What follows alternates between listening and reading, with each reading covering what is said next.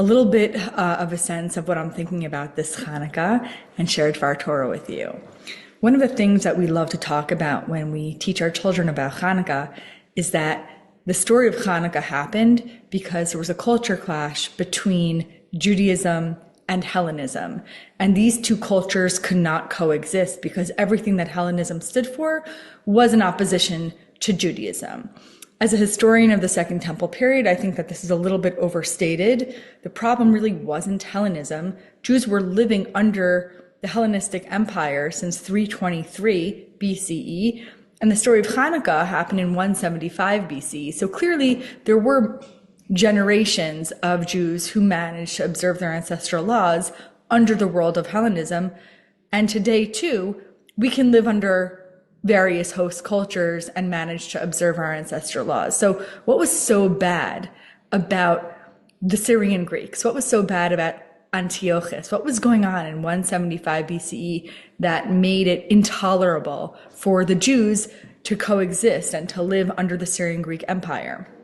I wanted to suggest that the issue was not merely that there was a clash between Judaism and Hellenism, but that there was something that Antiochus, and this is not the only Antiochus, it's actually Antiochus IV, Antiochus IV Epiphanes, there was something that he did that was a little different from his predecessors. What he did was he insisted on uniformity.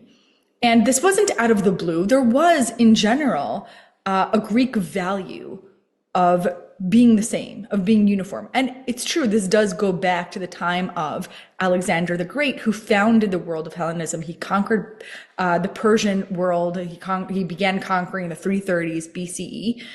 And Hellenism did espouse the idea that if you want to be a good Greek, you have to be like other Greeks. So what does it mean? It means you have to speak the same language. It means that you have to write in a certain way, use certain kinds of techniques, of course, worship a certain set of gods.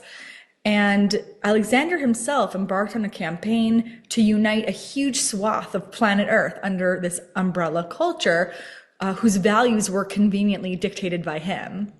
To achieve this ambitious goal, Alexander named over 70 cities in the ancient world after himself. And very famously, he named the city of Alexandria, which is maybe the one that actually really stuck.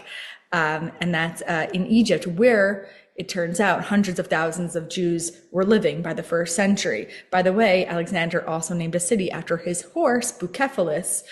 And he used coinage, he used the minting of coins, and as his predecessors did as well, to spread images of himself throughout the land.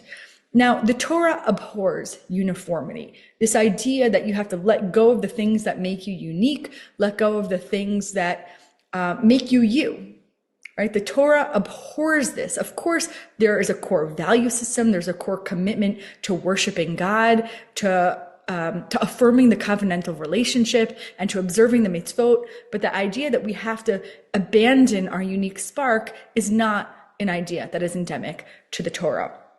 And one of the great expressions of this value appears in the Gemara in Sanhedrin, where the rabbis contrast human kings with God. And they say that while human kings, in order to assert their authority and assert their power, they mint coins, and every coin looks exactly the same, and every coin is in the image of the king, and that image tells the people throughout the world or throughout the kingdom what the ideal image or version of this king is. God, the creator of the universe, does something much harder.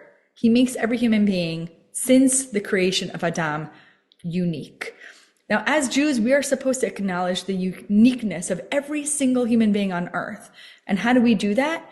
We do that with love. We do that by moving through the world and by cultivating relationships through the unique aspects of the person we're interacting with. This is embodied in the very, very central verse in the Torah, the verse that is in the middle of Sefer Vayikra, and Vayikra, of course, is in the middle of the Torah, and that is the mandate to love your neighbor, to love your friend. And of course, there are halachic disputes about whether v'ahavta l'reacha kamocha means, is that only Jews, is that all people? But at the heart, we focus so much on reacha, but at the heart is the love. And once you start loving your family in an altruistic way, and your neighbors. It extends to every interaction. And when I say love, what I think the Torah means and what I'm trying to convey is to love someone is to affirm the uniqueness of that person. And so it demands that you not project your own needs, your own self-understandings onto others, and that you don't see others through your own image. And so in that sense, Judaism and Hellenism actually were quite opposites, because Judaism celebrates the unique divine spark in each person and the Hellenistic demand of uniformity on the Jewish people, the expectation that the Jews would abandon their ancestral laws and just become like everyone else, speaking the same language and adhering to the same culture, was a value that cannot actually coexist with what the Torah teaches. And so when we celebrate Chanukah, what we're supposed to do is affirm the divine spark in every person by treating them with dignity and integrity and love. Chanukah Sameach.